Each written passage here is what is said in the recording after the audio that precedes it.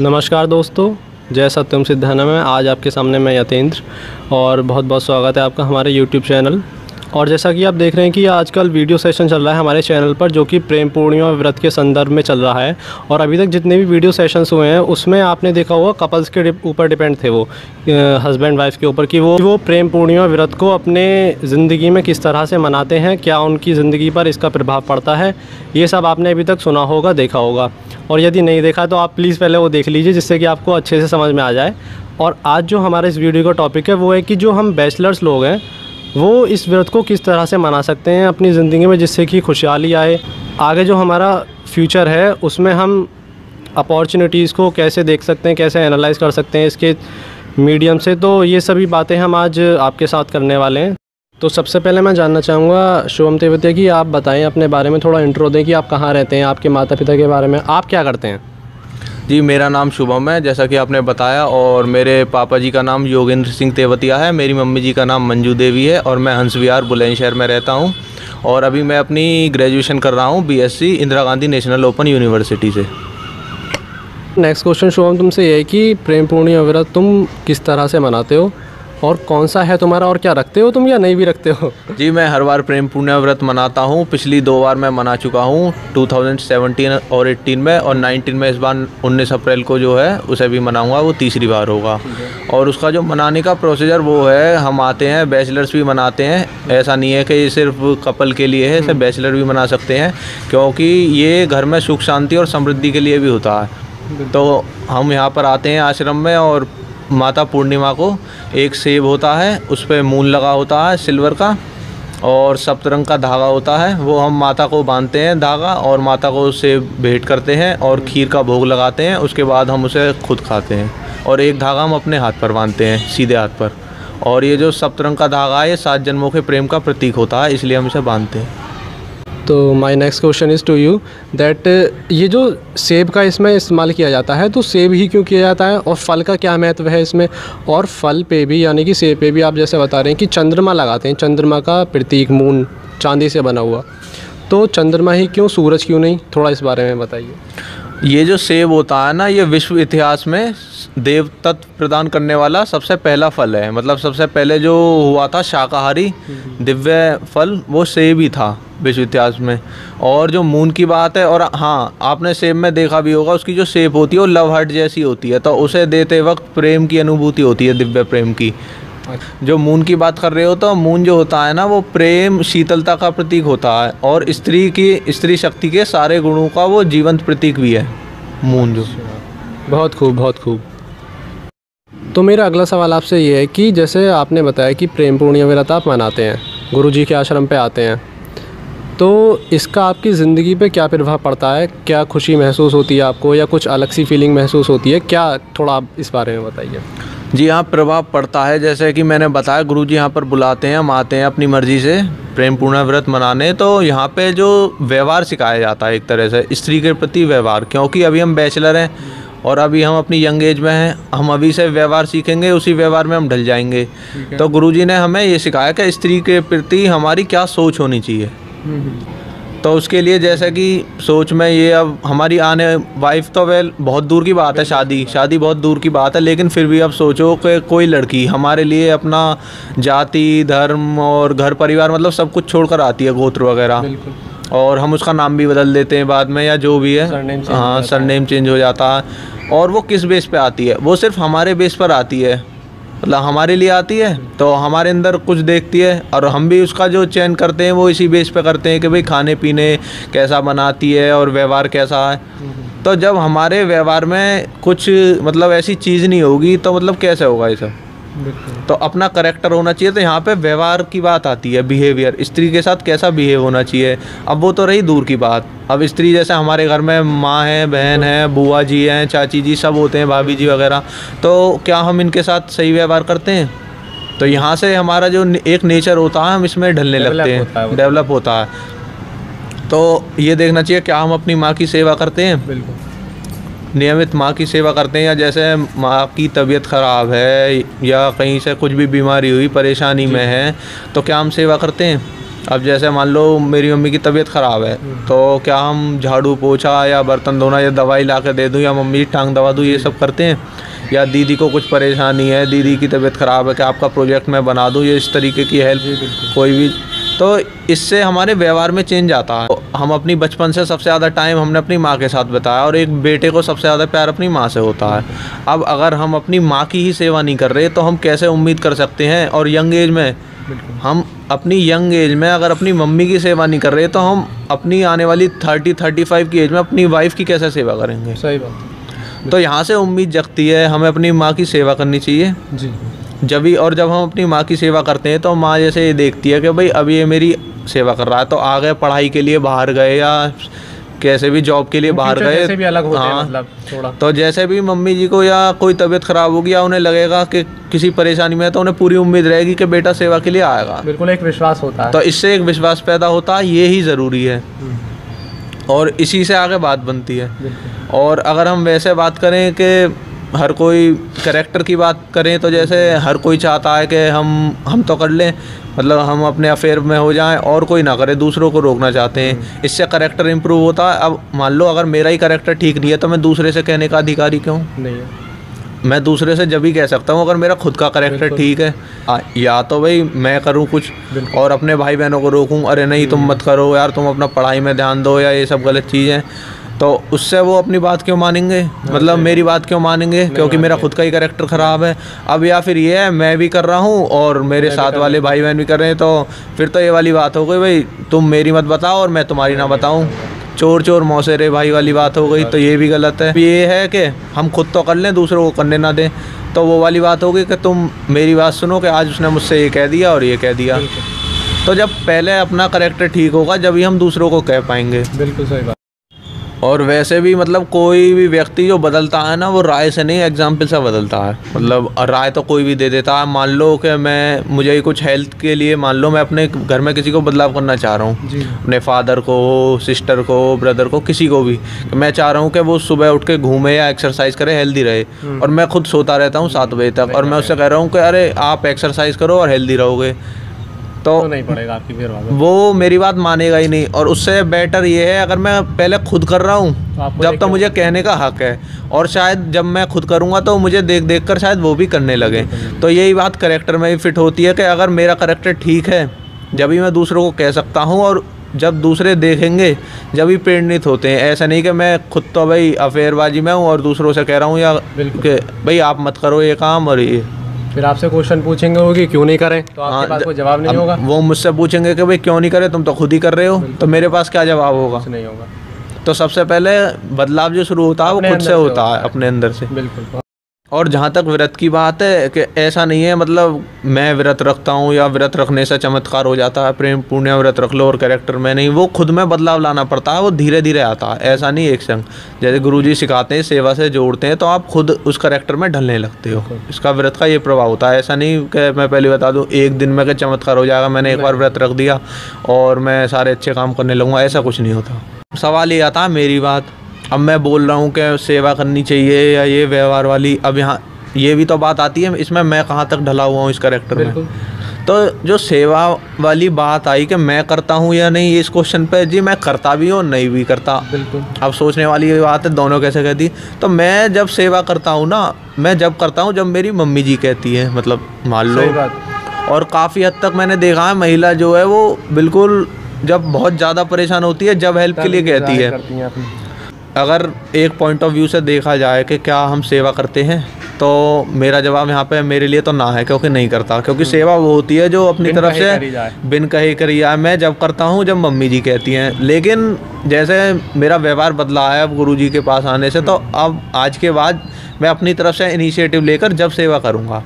और बात मानने वाली बात, तो बात मानने वाली बात उसमें दोनों की मिलन होनी चाहिए। जैसे मम्मी ने जो बात कही है अगर वो मेरे लिए जायज़ है और जायज़ की मेरी अपनी डेफिनेशन है तो मैं करूँगा। सही बात। लेकिन सेवा वाली बात उसमें अब तक मैं नहीं करता, बिना कहे कहने पर करता था, तो आगे से करूँगा।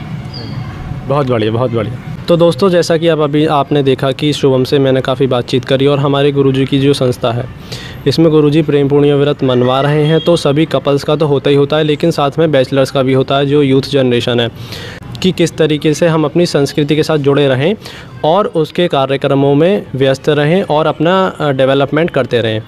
तो डेवलपमेंट की बात जहाँ तक बात आती है तो फिज़िकल मेंटल दोनों ही होना चाहिए, ज़ाहिर सी बात है। लेकिन आजकल हो क्या रहा है कि हमारे देश में वेस्टर्न कल्चर को ज़्यादा फॉलो कर रहे हैं लोग बाग, जिसमें कि यूथ का तो कुछ पूछो ही मत। तो उसमें उन्हें कुछ पता तो होता नहीं है, बस ऐसी भीड़ चाल है एक तरीके से, एक को देख के दूसरा। तो इसमें मैं जानना चाहता हूँ, प्रेम पूर्णिमा व्रत है जैसे शुभम, तो इसमें वैलेंटाइन डे आता है, उसके बारे में आपका पॉइंट ऑफ व्यू क्या है कि वो मनाना चाहिए या नहीं मनाना चाहिए, और नहीं तो क्यों, और हाँ तो फिर क्यों? तो थोड़ा आप बताइए इस बारे में। ये वैलेंटाइन डे जो है ना, ये 14 फरवरी को जो सेलिब्रेट करते हैं, वैसे हम तो मनाते नहीं है, लेकिन कुछ लोग इंडिया में मनाते हैं। तो पहली बात, एक तो ये वेस्टर्न कल्चर से, और दूसरी बात ये जो मनाया जाता है, रोम के एक संत हैं वैलेंटाइन, उन्हीं के सम्मान के लिए मनाया जाता है। और जो लोग मनाते भी हैं इस फेस्टिवल को, जो लोग सेलिब्रेट भी करते हैं, आपने देखा होगा वो यूथ अक्सर छुप कर करते हैं। क्या आपने कभी किसी को देखा कोई लड़की या लड़का अपने पापा मम्मी से कहने जा रहा है अरे आज तो मैं वैलेंटाइन डे सेलिब्रेट करूंगा या chocolate day, teddy bear day? वो जो भी सेलिब्रेट करते हैं छुप के करते हैं। जो रियल फेस्टिवल होता है जैसे होली दिवाली, क्या आप अपने मम्मी पापा से छुप के मनाओगे? साथ में सेलिब्रेट करते साथ में करते हो वो, और सामने करते हो, तो ये गलत है इसका मतलब। और तीसरी बात, ये धार्मिक नहीं है। हमारा ये जो प्रेम पूर्णिमा व्रत है, इसका इससे कंपैरिजन नहीं कर सकते। ये अपने कल्चर से जुड़ा हुआ है, धार्मिक है, ये डिवाइन लव की तरह है। इसमें हम व्रत रखते हैं, और वो दूसरी साइड वैलेंटाइन डे जो होता है ये इंजॉय वाला होता है, एंजॉयमेंट। इसमें ऐसा कुछ नहीं होता, तो ये हमें नहीं मनाना चाहिए। तो शुभम, जैसे आपने बताया कि गुरुजी हमें गाइडेंस देते हैं सभी तरह से, तो उसमें स्त्री को देखने का नज़रिया आपका किस तरीके से है? क्या इस बारे में भी गुरुजी बताते हैं कि क्या किस व्यू से हमें ये पक्ष को रख के देखना चाहिए? सभी कहते हैं नारी का सम्मान करो, हर कोई कहता है, सब जानते हैं नारी का सम्मान के लिए हर कोई कहता है। लेकिन रही बात यहाँ पर वाइफ की होती है कि आने वाले नारी को तो सभी को सम्मान की नज़र से देखना है, सभी की रेस्पेक्ट करनी भी है, सभी के साथ अच्छा बिहेवियर रखना है। लेकिन एक जो गुरुजी ने खास बात सिखाते हैं यहाँ पर, जैसे आने वाले टाइम में जैसे हमारी वाइफ होगी, वो हमारा आधा पार्ट होती है, जिसे हम अर्धांगिनी भी कह देते हैं। तो जब हमारा वो आधा पार्ट है तो जाहिर सी बात है, अब हम अपने आधे पार्ट से क्यों नहीं प्यार करेंगे? तो ये देखने का नज़रिया बदलता है, मतलब वो और मैं दो नहीं एक ही हैं। और जब मैं सामने खुद को ही देख रहा हूँ तो जाहिर सी बात है प्रेम तो करूँगा ही। तो ये प्रेम की नज़र हो जाती है, इस तरीके से नज़रिया बदलता है देखने का वाइफ को। तो इसमें प्रेम पूर्णिमा व्रत जो आप करते हैं, इसमें कोई संकल्प वगैरह भी लेते हैं या फिर ऐसे ही जो बेसिक प्रोसीजर होता है उसको फॉलो करके और रख लेते हैं? नहीं, संकल्प तो मैं लेता नहीं हूँ और लूँगा भी नहीं, क्योंकि संकल्प लेना मतलब एक वो वाला तरीके का नहीं कि भाई आज से मैं कसम खाता हूँ, ये वो संकल्प लेता हूँ कि आगे से मैं जैसे एग्जाम्पल क्रोध नहीं करूँगा या गुस्सा नहीं करूँगा। तो ये काफ़ी हद तक मेरी नज़र से ये सही नहीं है, क्योंकि मान लो कि मैं कुछ काम कर रहा हूँ या कोई सामने मेरे ऐसे काम कर रहा है जिसमें वाकई में मुझे क्रोध की ज़रूरत है, उसे समझाने की, गुस्से की, तो मुझे गुस्सा आएगा, स्वाभाविक रूप से आएगा और आना भी चाहिए, और वहाँ पे गुस्सा करना मेरा जायज़ भी है। लेकिन एक होता है कि मतलब हम बिना बात के गुस्सा कर रहे हैं, जो हमारे व्यवहार में हो जाता है। तो इस तरीके के संकल्प ले सकते हैं मन में कि भाई जो छोटे छोटे हम बात पे गुस्सा करना, उसमें आज से मन में लेते हैं संकल्प के, मतलब इसमें हम इम्प्रूव करेंगे, आगे से गुस्सा नहीं करेंगे। पर ऐसा कुछ संकल्प नहीं लेता कि आज के बाद ये काम मैं करूँगा ही नहीं, क्योंकि ये हानिकारक भी हो सकता है, कोई इस बात का फ़ायदा भी उठा सकता है। मतलब कोई ऐसा संकल्प नहीं लेना चाहिए जिससे कि हमें पता है कि आगे जाके हम अपनी बाउंड्री क्रॉस कर जाएंगे तो वो फेल हो जाएगा संकल्प, उसका कोई फ़ायदा नहीं होगा, मतलब ये है ना? हाँ, यही है कि मतलब ये नहीं कि अब ऐसा संकल्प ले रहे हैं कि आज के बाद ये कुछ करूँगा ही नहीं, क्योंकि कभी कभी स्वाभाविक रूप से वो चीज़ हो जाती है, ओरिजिनल नेचर पाते हैं हम अपने। बिल्कुल सही। तो शुभम, मैं एक बात और जानना चाहता हूँ कि जैसे ये तो बहुत खूब और बहुत बढ़िया तरीके से तुमने समझाया है कि क्या होता है सब कुछ, कि सपोज़ कीजिए कि भविष्य में जो मेरी पत्नी होगी या मेरी वाइफ होगी, तो उसकी अभी तो हम इमेजिनेशन ही कर सकते हैं कि क्या व्यवहार करेंगे, कैसा होगा, और वो सब हम सीख सकते हैं अपनी फैमिली में रहकर, सभी स्त्रियों का सम्मान करने के साथ साथ। तो जैसे कि घर में सभी लोग होते हैं, दादी होती है, नानी, मौसी, बुआ, एट्सेट्रा एट्सेट्रा, तो इन सभी के साथ भी क्या आप वैसा अपने जो दायित्व होते हैं इन सभी के लिए पर्टिकुलर रिलेशन के साथ, एक जैसे कि आपका मदर के साथ आपकी क्या रिस्पॉन्सिबिलिटीज़ हैं, ड्यूटीज़ हैं, बुआ के साथ, दादी के साथ, नानी के साथ, तो क्या आप उनको भी बखूबी निभाते हैं या फिर अभी तो कुछ उसमें थोड़ा आपका कच्चा है मामला? जी, जैसे आप कह रहे हैं कि जब भी मौका मिलता है जब निभाता हूँ। और रही बात ज़्यादातर टाइम जैसे मैं घर पे रहता हूँ तो मेरे साथ मम्मी और दीदी रहती हैं मेरे घर में जो है, और दादी मेरे पास नहीं रहती और बुआ चाची वगैरह। लेकिन जब भी वहाँ जाता हूँ, मतलब मान लो चाची के पास गया, भाभी जी के पास रह रहा हूँ या बुआ के, मामी के, जहाँ भी आ रहा हूँ, जब भी मौका मिलता है दायित्व निभाते हैं। लेकिन एक जैसे अभी मैंने बताया था इनिशिएटिव लेने वाली बात, वैसे तो अगर हम कहीं जाएंगे तो कोई हमसे ऐसा नहीं कहेगा सेवा करने के लिए या कुछ काम के लिए, लेकिन देखा जाए तो शायद नहीं भी निभाता। क्योंकि मान लो अगर मैं कहीं गया हूँ मामी के पास, चाची के पास, दादी के पास, वैसे दादी की तो अक्सर मैं सेवा कर ही देता हूँ मेरा घर, तो वहाँ पे शायद मेरे अंदर शायद क्या कमी है ही कि मतलब अगर परेशानी है तो मैं अपनी तरफ से नहीं पूछता कि मैं कुछ हेल्प कर दूँ, ये कमी है। शुरुआत आप नहीं कर पाते? मतलब शुरुआत नहीं कर पाते, लेकिन अगर कोई कहता है तो मैं कर देता हूँ, कहने के बाद करता हूँ, अपनी तरफ से नहीं करता। और मम्मी के साथ भी ऐसा ही है, दीदी के साथ भी ऐसा ही है, लेकिन अब इम्प्रूवमेंट हो रहा है, धीरे धीरे हो रहा है। अब मैं अपनी तरफ से इनिशिएटिव लेने लगा। बिल्कुल। तो शुभम, बातचीत के लिए बहुत बहुत धन्यवाद। और आप कुछ कहना चाहेंगे?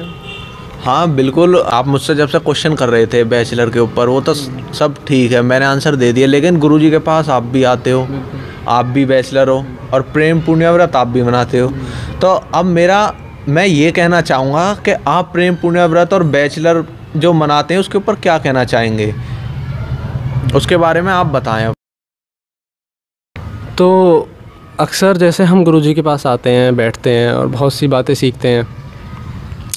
एक वक्त था जब मैं आया था, उस दिन मुझे याद नहीं वो डे तो कौन सा था, लेकिन कुछ चर्चा चल रही थी इसी के ऊपर कि लोग क्या करते हैं कि रिलेशन में होते हैं, सपोज़ करिए गर्लफ्रेंड बॉयफ्रेंड है, प्यार मोहब्बत हो जाती है, आपस में दोस्ती होती है, फिर होता क्या है कि एजुकेशन भी चल रही होती है उनके साथ में, या वो जॉब भी कर रहे होते हैं, मैरिड नहीं है, वो एक रिलेशन में है लेकिन मैरिड नहीं है। तो जब तक उनकी शादी नहीं हो जाती है तब तक वो अपने प्रेम को बरकरार कैसे रखें बगैर पार्टनर चेंज करें? तो पार्टनर यदि चेंज हो गए तो उसमें तो कैरेक्टर लूज़ हो गया, वो तो फिर तो वो ऐश वाली बात हो गई कि मौज मस्ती मनाओ छुट्टी। लेकिन गुरुजी ने एक बार बताया था कि यदि आप इस तरह की रिलेशनशिप में हैं तो आपको क्या करना चाहिए, जो रेही क्रिया योग गुरुजी ने बताया हुआ है, विधि जैसे गुरुजी ने बताई हुई है हमारे। और जिन व्यूअर्स को नहीं पता है मैं बताना चाहूँगा कि यदि वो इंटरेस्टेड हैं इस ध्यान की विधि के साथ इसको करने में और अपने प्रेम को बरकरार रखने में और बढ़ाने में, और जिससे कि उनका माइंड डिस्टर्ब ना हो, इधर उधर नहीं भटके, तो वो हमारे चैनल पे, इसी चैनल पे स्वामी सत्येंद्र जी के नाम से जो चैनल है गुरुदेव का, उसमें जाके नीचे वीडियो देख सकते हैं और वीडियो देखने के बाद आपको पता चली जाएगा। और यदि आपने चैनल को सब्सक्राइब नहीं किया हुआ है तो प्लीज़ पहले चैनल को सब्सक्राइब कर लें और नोटिफिकेशन बेल पे क्लिक करें। वीडियो पसंद आती है तो लाइक करें। कोई कमेंट, कोई आपके माइंड में क्यूरी क्वेश्चन होता है तो कमेंट सेक्शन में नीचे प्लीज़ ज़रूर डालें। तो हम वापस आते हैं अपनी बात पर। तो ध्यान विधि वो है, उससे क्या होगा कि जो हमारी आपस की बॉन्डिंग है वो बहुत मजबूत हो जाएगी। क्या होगा कि फिर जिसको हम अपनी प्रेमिका के रूप में, या कोई प्रेमिका अपने किसी लड़के के साथ प्रेम करती है तो उसको देखती है उसमें, तो डेफिनेटली वो चाहते भी हैं कि शादी भी हो हमारी इन फ्यूचर।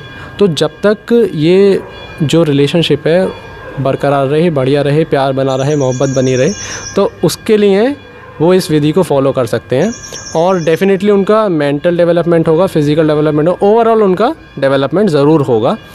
तो ये है। सत्येंद्र, ये सब बताने के लिए आपका बहुत बहुत धन्यवाद। अब आप कुछ कहना चाहते हैं और कुछ? अब मैं बस इतना ही कहना चाहूँगा कि बहुत से व्यूअर्स वीडियोस देखते हैं और देखने के बाद उन्हें लगता है कि पता नहीं क्या है वीडियो में या ये है, तो वो पूरी नहीं देख पाते वीडियो, जिस वजह से उन्हें नॉलेज नहीं होती है पूरी। अब होता क्या है कि जब हम किसी की वीडियो की शुरुआत करते हैं, कोई भी देखते हैं यूट्यूब पे चैनल पे किसी की भी, तो जब तक हम वीडियो को कंप्लीट नहीं देखेंगे तो कंप्लीट मैसेज भी नहीं मिलेगा हमें। तो मैं चाहता हूँ कि व्यूअर्स से जितनी भी गुरुजी के द्वारा अपलोडेड वीडियोज़ हैं आप उन्हें प्लीज़ पूरा देखें, और पूरा देखने के बाद ही आपको पूरी नॉलेज मिलेगी, जो ट्रू नॉलेज है वही मिलेगी। और कोई भी बात है तो आप कमेंट में लिख के डिस्कस कर ही सकते हैं, कोई भी बात है तो बता दीजिएगा।